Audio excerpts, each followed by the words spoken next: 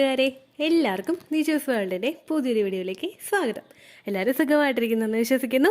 ഞങ്ങളിവിടെ സുഖമായിട്ടിരിക്കുകയാണ്. അപ്പോൾ എല്ലാവരും സന്തോഷത്തോടെയും ആരോഗ്യത്തോടെയും ഒക്കെ ഇരിക്കുക കേട്ടോ.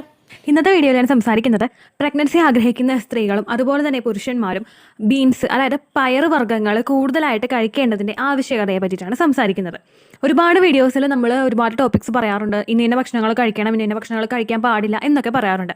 പക്ഷേ എനിക്ക് തോന്നുന്നു സ്പെഷ്യലായിട്ടൊരു പെർട്ടിക്കുലർ വീഡിയോ അതിനെപ്പറ്റി നമ്മൾ ചെയ്ത് കഴിഞ്ഞ് കഴിഞ്ഞാൽ ബാക്കിയുള്ളവർക്കൊക്കെ അതുമായി ബന്ധപ്പെട്ട് ഇപ്പോൾ ആ ഒരു ഭക്ഷണം കഴിക്കാമോ എന്ന് നമ്മളൊന്ന് അടിച്ച് നോക്കുമ്പോഴേക്കും അതുമായിട്ട് ബന്ധപ്പെട്ട പെർട്ടിക്കുലർ ആ ടോപ്പിക്കുമായിട്ട് റിലേറ്റഡ് ആയിട്ടുള്ള വീഡിയോസ് വരും.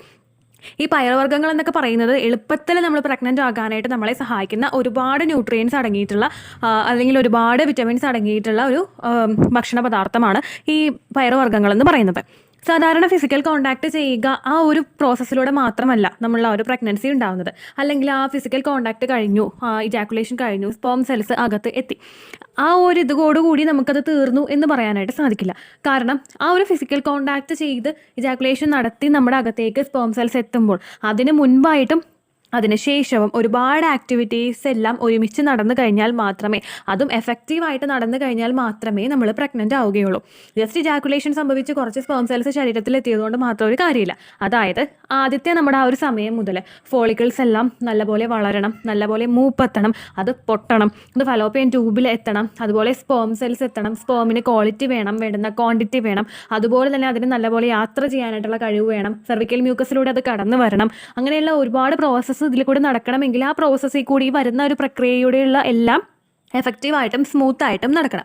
അപ്പോൾ നമ്മുടെ ശരീരത്തിൽ ആ എഗ്ഗിൻ്റെ ക്വാളിറ്റി എത്തുന്നതിന് വേണ്ടിയിട്ടും എഗ്ഗ് കൃത്യമായിട്ടുള്ള ആ ഒരു 80 mm to 20 mm ആ ഒരു സൈസിലെത്തി അതങ്ങോട്ട് റപ്ചറായി, അതായത് അതങ്ങോട്ട് പൊട്ടാൻ പാകത്തിനുള്ള ഗ്രോത്തിൽ ഇത് എത്തണമെങ്കിൽ അതിന് വളരാൻ വേണ്ടുന്നതായിട്ടുള്ള കുറച്ച് കാര്യങ്ങളുണ്ട്. ഇപ്പോൾ ഒരു എക്സാമ്പിൾ നമ്മൾ പറഞ്ഞു കഴിഞ്ഞാൽ, ഒരു വിത്ത് നമ്മളവിടെ മണ്ണിൽ പാകയിട്ട് കഴിഞ്ഞ് കഴിഞ്ഞാൽ നമ്മൾ അതിന് കുറച്ച് അതുമായിട്ട് ബന്ധപ്പെട്ടിട്ടുള്ള കുറച്ച് കാര്യങ്ങൾ നമ്മൾ ഇട്ട് കൊടുത്തു കഴിഞ്ഞാൽ മാത്രമേ, കുറച്ച് വളങ്ങൾ നമ്മൾ ഇട്ട് കൊടുത്തു കഴിഞ്ഞാൽ മാത്രമേ അത് വളരുകയുള്ളൂ. ഈസി ആയിട്ട്, വെറുതെ വളരുന്നതിനേക്കാളും കൂടുതൽ നല്ല എഫക്റ്റീവായിട്ട് വളരുകയുള്ളൂ.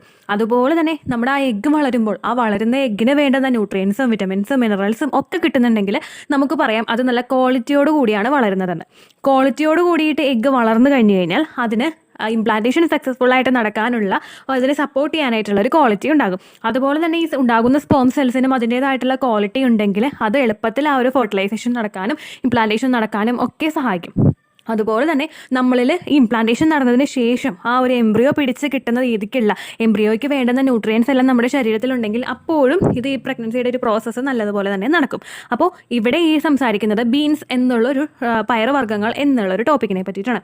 പയറുവർഗ്ഗങ്ങൾ എന്ന് പറയുമ്പോൾ നമ്മുടെ ചെറുപയറുണ്ട്, വൻപയറുണ്ട്, അതുപോലെ പരിപ്പ്, കടല, ഇങ്ങനെയുള്ള പയറുവർഗ്ഗങ്ങളെയാണ് കേട്ടോ ഉദ്ദേശിച്ചത്. ബാക്കിയുള്ള പയറുവർഗ്ഗങ്ങളൊക്കെ ഒരുപാടുണ്ട്. ഇപ്പം ഞാൻ ജസ്റ്റ് എക്സാമ്പിളായിട്ട് പറഞ്ഞത് ഇത്രയും പയറുവർഗ്ഗങ്ങളാണ്. അപ്പോൾ ഇതിൽ അടങ്ങിയിട്ടുള്ളതെന്ന് പറയുന്നത് പ്രോട്ടീൻ ഉണ്ട്, ഫോളിക് ആസിഡ് ഉണ്ട്, അയേൺ ഉണ്ട്, ഇങ്ങനെയുള്ള ഒരുപാട് വിറ്റമിൻസ് ഇതിനകത്ത് അടങ്ങിയിട്ടുള്ളത് കൊണ്ട് ഈ ഭക്ഷണങ്ങൾ സ്ത്രീകളും പുരുഷന്മാരും കഴിക്കുന്നത് അവരുടെ ഫെർട്ടിലിറ്റി ഇംപ്രൂവ് ചെയ്യുന്നതിനെ സഹായിക്കുന്നു. ഇനി ഇതിൽ ഫസ്റ്റത്തെ ഫോളിക് ആസിഡിനെ പറ്റി നമുക്ക് നോക്കാം.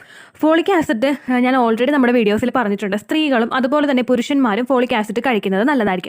നിങ്ങൾ പ്രഗ്നൻസി പ്ലാൻ ചെയ്യുന്ന ആ ഒരു സമയം മുതൽ ഫോളിക് ആസിഡ് കഴിച്ചു കഴിഞ്ഞാൽ അത്രയും ബെനിഫിറ്റ് നിങ്ങളുടെ ആ ഒരു കുഞ്ഞിന് കിട്ടും. കാരണം എന്തെങ്കിലും പ്രോബ്ലംസ് ഉണ്ടാവാൻ, കുഞ്ഞിൻ്റെ ഗ്രോത്തിന്, കുഞ്ഞിൻ്റെ നെർവസ് സിസ്റ്റംസിന്, ന്യൂറൽ ട്യൂബിന് എന്തെങ്കിലുമൊക്കെ ബുദ്ധിമുട്ടുണ്ടാകുന്നത് പ്രിവെൻറ്റ് ചെയ്യാനായിട്ട് ഈ ഫോളിക് ആസിഡ് സഹായിക്കുന്നു, ഇത് സ്ത്രീകളുടെ ശരീരത്തിലുണ്ടെങ്കിൽ. അതുപോലെ തന്നെ ഈ പുരുഷന്മാരിൽ ഫോളേറ്റ്, അതായത് ഫോളിക് ആസിഡിൽ നിന്നുണ്ടാകുന്ന ഫോളേറ്റ് കുറവാണെങ്കിൽ അത് സ്പേമിൻ്റെ DNA ബാധിക്കും. DNA ബാധിച്ചു കഴിഞ്ഞ് കഴിഞ്ഞാൽ എന്തെങ്കിലും ജനറ്റിക്കൽ അബ്നോർമാലിറ്റീസ് ഉണ്ടാകുന്നതിനും അതുവഴി കാരണമാകുന്നു. അപ്പോൾ ഈ ഫോളിക് ആസിഡ് അടങ്ങിയിട്ടുള്ള ഭക്ഷണങ്ങൾ കഴിക്കുന്നതും ഫോളിക് ആസിഡിൻ്റെ സപ്ലിമെൻ്റ് എടുക്കുന്നതും നല്ലതായിരിക്കും. ഈ പയറുവർഗ്ഗങ്ങൾ നിങ്ങൾ കൂടുതലായിട്ട് കഴിച്ചു കഴിഞ്ഞ് കഴിഞ്ഞാൽ ഈ പയറുവർഗ്ഗങ്ങളിലൂടെ നിങ്ങൾക്ക് ഫോളിക് ആസിഡ് കിട്ടും. ഈ മുളപ്പിച്ച ചെറുപയറൊക്കെ നമ്മൾ രാവിലെയൊക്കെ കഴിക്കുന്നത് നല്ലതായിരിക്കും. അതിൻ്റെ ബെനിഫിറ്റൊക്കെ നമുക്ക് പെട്ടെന്ന് തന്നെ കിട്ടും. അടുത്തത് പ്രോട്ടീനാണ്. പ്രോട്ടീൻ സാധാരണയായിട്ട് നമുക്ക് കാണുന്നത് നോൺ വെജിലായിരിക്കും. ആ മീറ്റിലൊക്കെ കൂടുതലായിട്ട് പ്രോട്ടീൻ ഉണ്ടാകും. അതുകൊണ്ടാണ് പ്രോട്ടീൻ അടങ്ങിയിട്ടുള്ള ചിക്കനൊക്കെ കൂടുതലായിട്ട് ഒരു പ്രഗ്നൻസി ട്രൈ ചെയ്യുന്നവരൊക്കെ കഴിക്കണമെന്ന് പറയുന്നത്.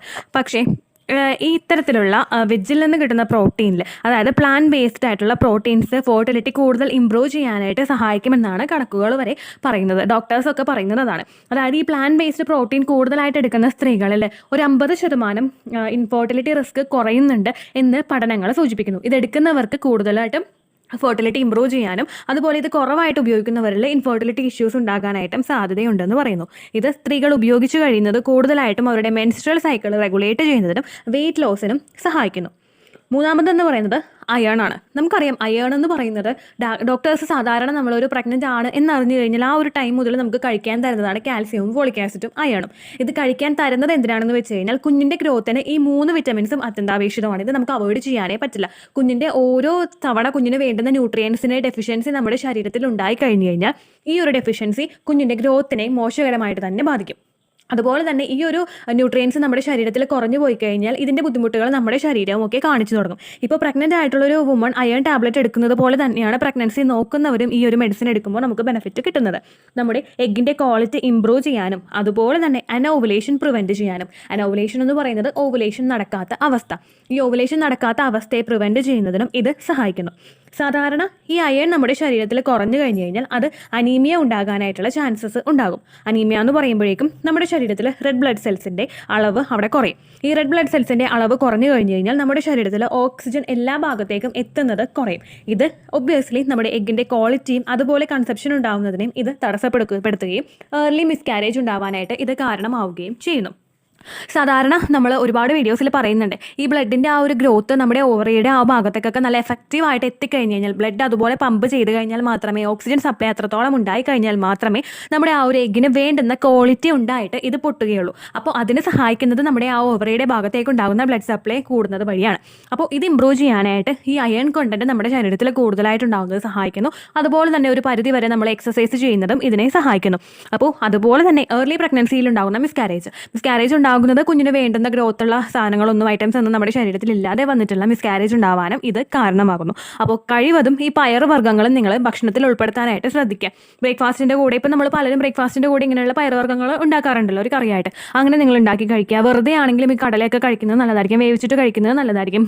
മുളപ്പിച്ച ചെറുപയർ, അതുപോലെ വൻപയർ, പിന്നെ വെള്ളപ്പയറില്ലേ, വൻപയറിന് ഒരു ബ്രൗൺ കളറിലുള്ളതാണെങ്കിൽ ഇത് വൈറ്റ് കളറുള്ള പയർ, ഇതൊക്കെ നിങ്ങൾ ധാരാളം കഴിക്കുന്നത് നല്ലതായിരിക്കും. നിങ്ങൾ മാത്രമല്ല ഹസ്ബൻഡും കഴിക്കുന്നത് നല്ലതായിരിക്കും. ഒരു കാര്യം നിങ്ങൾ ഉറപ്പ് വരുത്തുക, നമ്മൾ വെറുതെ ഫിസിക്കൽ കോൺടാക്ട് ചെയ്തതുകൊണ്ട് മാത്രം നമ്മൾ പ്രഗ്നൻ്റ് ആവുകയില്ല. അതിന് വേണ്ടുന്ന വളരാൻ വേണ്ടിയിട്ടുള്ള ഐറ്റംസ് നമ്മുടെ ശരീരത്തിലുണ്ടെങ്കിൽ മാത്രമേ നമ്മൾ പ്രഗ്നൻ്റ് ആവുകയുള്ളൂ. അതുപോലെ ഇത്തരത്തിലുള്ള ഇൻഫോർമേറ്റീവ് ആയിട്ടുള്ള വീഡിയോസ് ചെയ്യുമ്പോഴേക്കും നിങ്ങൾ കഴിവതും അതെല്ലാം ഉപയോഗിക്കാനായിട്ട് ശ്രദ്ധിക്കുക. കാരണം നമുക്ക് എക്സ്ട്രാ ഒരുപാട് പണച്ചെലവ് ഇത്തരത്തിലുള്ള പ്രൊഡക്ട്സ് അല്ലെങ്കിൽ ഇത്തരത്തിലുള്ള പയറുവർഗ്ഗങ്ങൾ ഉപയോഗിക്കുമ്പോൾ നമുക്ക് ആകുന്നില്ല. അധികം നമ്മളൊരു ഫെർട്ടിലിറ്റി ട്രീറ്റ്മെൻറ്റ് എടുക്കുന്ന അത്രയും എമൗണ്ട് നമുക്ക് ഇതിനുവേണ്ടി സ്പെൻഡ് ചെയ്യാനായിട്ട് സാധിക്കില്ല. സ്പെൻഡ് ചെയ്യേണ്ട ആവശ്യം വരുന്നില്ല. അതുപോലെ തന്നെ ഈ ഇന്ന ഭക്ഷണങ്ങൾ എടുക്കൂ എന്ന് പറയുമ്പോഴേക്കും ആ ഭക്ഷണങ്ങൾക്ക് വേണ്ടിയിട്ട് നമ്മളിപ്പോൾ കൂടുതലായിട്ട് എഫേർട്ട് എടുക്കേണ്ടതായിട്ട് വരില്ല. ഇത് കൂടുതൽ കഴിക്കുമ്പോൾ നമുക്ക് ഒരുപാട് ന്യൂട്രിയൻസ് ശരീരത്തിൽ കിട്ടുകയും ചെയ്യും. അതുപോലെ തന്നെ എന്തെങ്കിലും ഹാംഫുൾ ആയിട്ടുള്ള സൈഡ് എഫക്ട്സ് ഒന്നും ഇത്തരത്തിലുള്ള ഭക്ഷണങ്ങൾ കഴിക്കുമ്പോൾ നമുക്ക് ഉണ്ടാവുന്നില്ല. അപ്പോൾ കഴിവതും നിങ്ങൾ ഇത്തരം ഭക്ഷണങ്ങൾ എടുക്കാനായിട്ട് ശ്രദ്ധിക്കുക. നിങ്ങൾ ഉറപ്പായിട്ടും പ്രഗ്നൻ്റ് ആക്കാനായിട്ട് ഇത് നിങ്ങളെ സഹായിക്കും കേട്ടോ. ഇത്രയേ ഉള്ളൂ വീഡിയോ. യൂസ്ഫുൾ ആയി കാണുമെന്ന് വിശ്വസിക്കുന്നു. യൂസ്ഫുൾ ആവുന്നുണ്ടെങ്കിൽ ലൈക്ക് ചെയ്യുക, ഫ്രണ്ട്സിനൊക്കെ ഷെയർ ചെയ്ത് കൊടുക്കുക കേട്ടോ. എന്തെങ്കിലും സംശയം ഉണ്ടെങ്കിൽ നിങ്ങൾ കമൻസിൽ ചോദിക്കുക. പണ്ടത്തെ വീഡിയോയ്ക്ക് കമൻസ് ഇടുന്നവർക്ക് റിപ്ലൈ ലഭിക്കുന്നില്ലെങ്കിൽ ലേറ്റസ്റ്റ് ആയിട്ട് ഞാൻ ഏത് വീഡിയോ ആണോ അപ്ലോഡ് ചെയ്യുന്നത് അതിന് താഴെ കമൻറ്റ് ഒന്ന് കോപ്പി പേസ്റ്റ് ചെയ്യാനായിട്ട് ശ്രദ്ധിക്കുക കേട്ടോ. അതുപോലെ ഓവുലേഷൻ ഡേറ്റ് കാൽക്കുലേറ്റ് ചെയ്ത് തരാനായിട്ട് റിക്വസ്റ്റ് ചെയ്യുന്ന ആളുകൾ എത്രയാണോ സൈക്കിൾ ലെങ്ത് അത് മെൻഷൻ ചെയ്യാനായിട്ട് ശ്രദ്ധിക്കുക. സൈക്കിൾ ലെങ്ത് എന്നതുകൊണ്ട് ഉദ്ദേശിച്ചത് ഓരോ മാസവും എത്ര ദിവസം കൂടുമ്പോഴാണോ ബ്ലീഡിങ് വരുന്നത് അതാണ് സൈക്കിൾ ലെങ്ത്. കഴിഞ്ഞ മാസം ഒരു 8-ാം തീയതിയാണ് ബ്ലീഡിങ് ആയതെങ്കിൽ ഈ മാസം 6-ാം തീയതിയാണ് ബ്ലീഡിങ് ആയതെങ്കിൽ കഴിഞ്ഞ മാസം 8-ാം തീയതി മുതൽ ഈ മാസം 6-ാം തീയതി വരെ എത്ര ദിവസമുണ്ടോ അത് കാലണ്ടറിൽ എണ്ണി തിട്ടപ്പെടുന്നതാണ് നിങ്ങളുടെ സൈക്കിൾ ലെങ്ത്. സൈക്കിൾ ലെങ്ത് നമ്മൾ കൃത്യമായിട്ട് കാൽക്കുലേറ്റ് ചെയ്യുകയാണെങ്കിൽ ഓവുലേഷൻ ഡേറ്റ് എളുപ്പത്തിൽ കണ്ടുപിടിക്കാൻ വേണ്ടിയിട്ട് ഒരുപാട് ആപ്ലിക്കേഷൻസും ഒരുപാട് ഓൺലൈൻ ആയിട്ടുള്ള വെബ്സൈറ്റുകളും ഇന്ന് നമുക്ക് അവൈലബിൾ ആണ്. പ്ലേ സ്റ്റോറിൽ പോയിട്ട് ഓൺലൈൻ ഓവുലേഷൻ ട്രാക്കർ എന്ന് ടൈപ്പ് ചെയ്ത് കഴിഞ്ഞാൽ നിങ്ങൾക്ക് അതുമായിട്ട് ബന്ധപ്പെട്ടിട്ടുള്ള ആപ്ലിക്കേഷൻസ് കിട്ടും. അത് പറ്റുന്നില്ല എങ്കിൽ ഗൂഗിളിൽ പോയിട്ട് ഓൺലൈൻ ഓവുലേഷൻ കാൽക്കുലേറ്റർ എന്ന് ടൈപ്പ് ചെയ്ത് കഴിഞ്ഞാൽ അതുമായിട്ട് ബന്ധപ്പെട്ടിട്ടുള്ള വെബ്സൈറ്റുകൾ നിങ്ങൾക്ക് കിട്ടും. അതിൽ നിങ്ങളുടെ ലാസ്റ്റ് മന്തിലെ മെൻസ്ട്രേഷൻ്റെ ഡേറ്റും ഒപ്പം ഞാൻ ഈ പറഞ്ഞ രീതിക്ക് നിങ്ങൾ കാൽക്കുലേറ്റ് ചെയ്യുന്ന സൈക്കിൾ ലെങ്ത്തും എൻ്റർ ചെയ്ത് കൊടുക്കുകയാണെങ്കിൽ നിങ്ങൾക്ക് കൃത്യമായിട്ട് ഓവുലേഷൻ ഡേറ്റ് കണ്ടുപിടിക്കാനായിട്ട് സാധിക്കും. ഫെർട്ടൈൽ ടൈം പീരീഡും നിങ്ങൾക്ക് കിട്ടും. അതായത് എത്ര ദിവസം മുതൽ കോൺടാക്ട് ചെയ്ത് തുടങ്ങിക്കഴിഞ്ഞാൽ നിങ്ങൾ പ്രഗ്നൻ്റ് ആകും എന്നുള്ളൊരു ഡേറ്റും നിങ്ങൾക്ക് പ്രോപ്പറായിട്ട് കിട്ടും കേട്ടോ. ഇത് കാൽക്കുലേറ്റ് ചെയ്യുന്ന സമയത്ത് സൈക്കിൾ ലെങ്ത് കാൽക്കുലേറ്റ് ചെയ്യുന്ന സമയത്ത് നിങ്ങളുടെ ആ ഒരു കലണ്ടറിൽ നോക്കി തന്നെ നിങ്ങൾ കാൽക്കുലേറ്റ് ചെയ്യുക. പല മാസങ്ങളിലും 30-31 ദിവസമുണ്ട്. അതുകൊണ്ടാണ് അങ്ങനെ പറഞ്ഞത്. ഒപ്പം നിങ്ങൾക്ക് ബ്ലീഡിങ് തുടങ്ങിയ ദിവസത്തിന് വേണം നിങ്ങൾ ഡേ 1 ആയിട്ട് എടുക്കാൻ വേണ്ടിയിട്ട്. സ്പോട്ടിങ് തുടങ്ങിയ ദിവസത്തിനെ, അതായത് ചെറുതായിട്ട് ഡിസ്ചാർജ് പോയി തുടങ്ങിയ ദിവസത്തിനെ നിങ്ങൾ കൺസിഡർ ചെയ്യേണ്ട ആവശ്യം ഇല്ല കേട്ടോ. അപ്പോൾ ഇത്രയേ ഉള്ളൂ വീഡിയോ. അടുത്തൊരു വീഡിയോ ആയിട്ട് നമുക്ക് വീണ്ടും കാണാം. ബൈ.